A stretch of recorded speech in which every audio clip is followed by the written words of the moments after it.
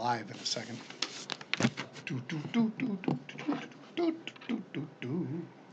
Cool. Hey folks, welcome back. John Najarian at the Market Rebellion Television headquarters. And we're going to talk a little bit about what's going on that screen behind me. Right up there. Yep. That's the S&P 500. Now, I know a lot of you that are aggressive traders already know this. So for those of you who are and who have followed this since, last night, Eastern time when we started trading at 6 p.m., what was going on? Well, we opened down 300 like that in the S&P 500. Those were the E-mini futures last night. And then we just basically eroded away to about a 600 and some odd point loss. Some people tell me they saw a flash below 700. I don't know if I saw that. I'm sorry. Those are Dow points, not S&P 500. But those futures that were down that much turned around. And on that turn, let's just say you take it from 0 to down 700 points for the Dow futures. Then you come all the way back and you go positive by almost 600 points. So it's not just 700 point drop. 700 point drop, 700 point rally, that's 1,400 points. And then you take another 500 points to the upside, and then you flip again. Well, you get the idea. We've been all over the map today. Now, I know that you may have seen, we had 1,000 points in movement before the opening. It was a lot more than 1,000 points, folks, as far as Dow Jones points. A lot more. But that was basically a tester. And what I want to really point out is that when we look at trading and we look at volume, and I'm looking for unusual volume that's purchased, that's bought. Why bought? Because that's somebody who's looking for a leveraged bet. Whenever you sell, for instance, an option, you can only make what that option was trading for. So if you sell an option for $1.20, that's $120 in your account for every option that you sell. That's the most you can make. You sell 10 of them, you could make $1,200. Pat yourself on the back. Great day, month, year, whatever. However, that's all you can make. If you're somebody who thinks you know something, who wants to say, you know what, I believe that based on what I'm seeing from the dealer, men and women on Wall Street, from the public, this is what I think, this is how I think it plays out. Do you just want to make that limited amount, or do you want a leveraged bet that says, I'm putting $1 on the table that could go to $10? Well, to give you an idea again, I'm going to give you a quick one on that. Whenever we're talking about an option, I will always repeat this to you, but whenever we're talking about an option, we're talking about 100 shares. Every option, unless there's some weird split, is for 100 shares of stock.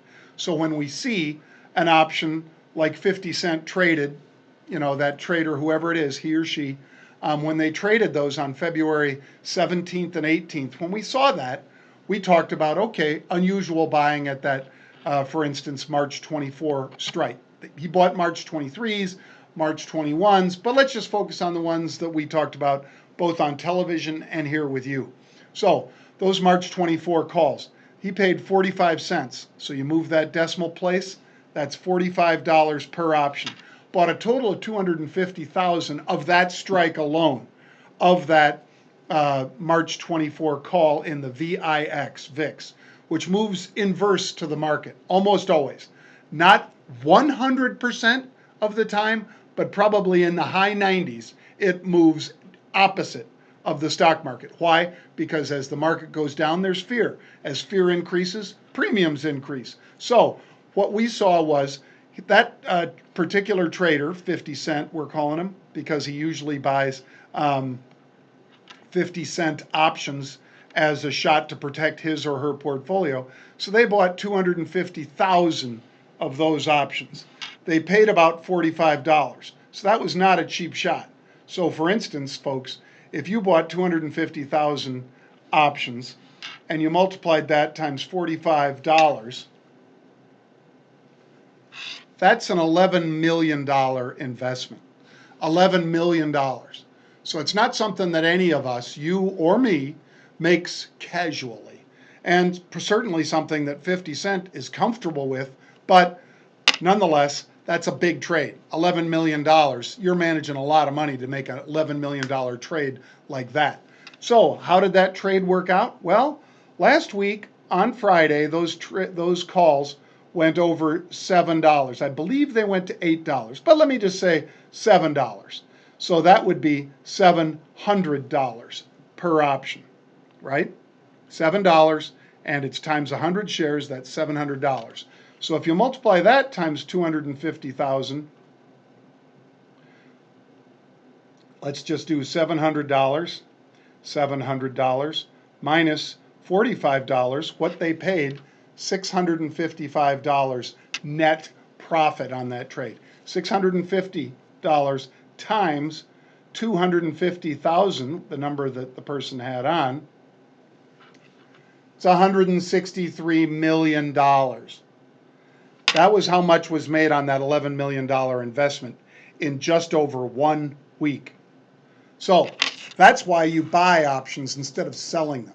Because for all those folks that had sold options, for instance, all they could make was what they sold the option for. All the people that sold those options saying, you know what, we're never really going to get to and sustain a 24 or a 50 VIX or whatever they might think at the moment, all they can make is what they sold the option for. The leveraged play with options is you get that leverage from owning the option, hands towards you, from owning the option. So that's a little teaser for tonight, because tonight my brother Pete and I are going to be on with one of our head traders, Mike Yamamoto, talking about what the heat seeker has seen in the market, other than 50 cent.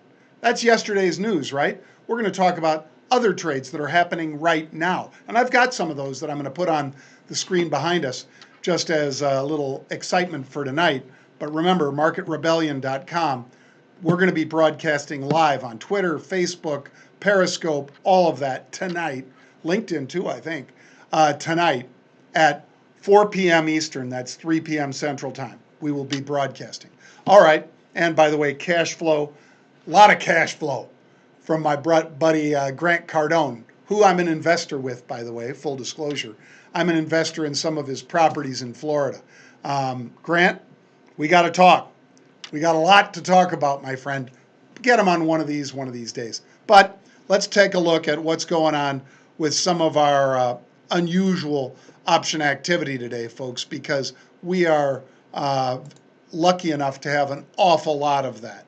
So what are they buying today? Well, let's see. I'm going to give you a couple big ones to start off with. LNG. It's an energy play. You guys know that we talked about it both here and on CNBC last week. Energy, one of the hardest hit sectors. Harder hit than technology, XLK, was the energy space. And I mean everything from XOP to XLE. The XLE is more or less those producers, and the XOP is the people that do exploration and help get stuff out of the ground, out of the ocean, and so forth. So we talked about that last week. We saw some unusual activity building in there. Today I'm showing you LNG. Okay, so let me put it up on the Y charts behind me. Here we go, LNG. So liquefied natural gas is what a lot of us would refer to LNG as. And as I'm putting it up here on this Y charts, or as I'm trying to get it up here on the Y charts, come on Y charts, you can do it. Do. You kind of feel bad for the folks at Robinhood and some of the other places that are down. Robinhood's been down, I guess, today, folks, for most of 2 hours. I am not a customer, but I'm just pointing out that that's not good when you're trying to trade and the place you're trying to trade through can't get it up and going. That ain't a good thing. If I can't get it up here on Y charts, I'm going to go over to Yahoo, guys. All right. Looks like we're having trouble with Y charts for whatever reason. So let's try to get it up on Yahoo Finance then. As long as we've got some bandwidth here. Yeah, we do. All right, let's go. Show me LNG here, guys. LNG. There we go. All right. Got this up. Everything's moving slow, I guess. LNG. Probably because of the massive move that we're making in the market here. They just can't keep up. By the way, Dow is up 572, S&P 500 up 58, and the NASDAQ 165 points higher mid-session today. And let's get LNG up, shall we? Can we, guys? Please. LNG. Bang, bang. Just checking back and forth. Were they able to get it up over here over at Y charts? Doesn't look like it. Were you able to get it up over here at Yahoo? Well, I'm not going to bore you then. Oh, there we go. So LNG, Cheniere Energy up 52 cents. Thank you. Where are we seeing unusual activity? We're seeing it at the March 51 strike. After a little bit of a rally here, are these people buying because they believe they're buying puts? Are they buying March 51 puts for $2.10 to hold it so that they're comfortable holding on for upside in here? Or are they rolling down? We show them rolling down from the March 48.50 put strike rather dramatically. So as they're rolling down, folks, that's something that we like to watch for unusual activity. This is somebody who, for instance, has been in LNG for a while and then has looked to protect that trade with those 58.50 puts. So let's take a look at a year-to-date of it, which will be coming up here. And as you can see, I'll just do it in outright terms. That's when it was 66 bucks. They were buying those 58 puts. And now, as it traded down all the way through to 48 last week, now they've rolled those puts down. In other words, they've pulled those profits off the table from the puts that they owned, but now they're rolling one to closer to at the money. That's how they'll hold on to all that big money that they've pulled off the table by being right on that first put trade. They bought 9,000 of those puts a while ago. Now they are selling out of an awful lot of those puts out there at the 48.50 strike in March and rolling down. So what else do we got here? Let's take a look.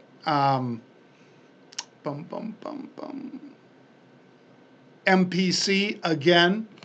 This is Marathon Petroleum, MPC. They are buying the March double nickel 55 calls with an expiration of next Friday. So next Friday expiration calls they're buying in here. Stock, when we saw this morning, was $47.50, and they were paying about 50 cents for those calls. So 50 cents, they bought 5,200 of them pretty quick in MPC. So let me put MPC up here too. MPC, Marathon Petroleum. Look at that drop, folks. From 60, that was on the 20th. So the 20th, that was a Thursday leading into the disastrous week that was last week. Thursday of that previous week, the stock had peaked out at 60.25. Then it traded all the way down and is right now at 46.20 or thereabouts. And they're back in here buying some upside calls with basically 2 weeks to trade those. So keep an eye on that. I am John Najarian. Make sure you check out marketrebellion.com/Vegas2020. We're announcing a lot of the new folks that are going to be coming in and watching and that are going to be speaking at that event. So check that out. And of course, we're going to be live streaming tonight with my brother Pete, myself, and Mike Yamamoto. All right. Let me get one real quick. This one's from Money, and it looks like Money 828, I think. That's at Money 828. And Money 828 was asking about the INDA. This is one that we saw puts on last week, and we talked about it. And he says, India puts were great last week. Bought a couple of Jan 28 puts today. Thoughts? All right, let's look at that ETF. So the MSCI index for India. And let's see. So last week on the 26th, it was 34. On the, let's see, 25th, still right around 34 today, traded all the way down through 32. It's at 31.77 right now. Let me see where those puts were when we cited that activity. I'm pulling it up here in the heat seeker. INDA. So India, when we cited those puts last week, here we go. Heat seeker says on the 27th, so last Thursday, when I cited those 7,400 April 33 puts bought for $1. On the 25th, we had 10,000 of the 27th of March 32 puts purchased for 30 cents. So thoughts here on those June 28 puts. I mean, I'm not against, of course, you buying money 828. I'm not against you having some longer dated puts. They're going to be a lot less reactive to the market. And I think everything about the market now is short-term reaction. So I think we get a lot more movement in the short term, and I worry that maybe you're not going to get as much movement out there in June as I'm going to get here in those March 27 puts, which we bought, and the other puts in April that we cited. I don't have the others. I only have the March puts in my account. But I like it. I think you're thinking the right way, but I would caution folks that anytime you're picking a 3-month or further output, which this one is, that money is talking about, be careful because that's a long way out. So watch that. Those puts are a long way out. They're going to be less reactive.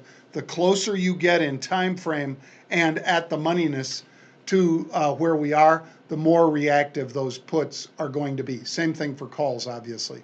They will both be more reactive when you shorten your time frame. But I understand if you think that this is going to be a longer term thing that plays out. I understand you're out there. I'm in the shorter dated puts, March 27th puts at the 3250 strike. That said, bang. Thank you, folks. I hope you have a great day. Make sure you tune in 3 p.m. Central, 4 p.m. Eastern Time today. My brother Pete, Mike Yamamoto, and I will be not only talking about the market, but answering your questions, talking about what the heat seeker's seeing, talking about what my 38 years in the market, what Pete's 30 years in the market, what Mike's 30 years in the market, what all of those years add up to, we'll be sharing with you at 4 p.m. Eastern Time tonight. So with that said, have a great one. Good luck this afternoon, and we'll see you at 4 p.m. Eastern Time tonight.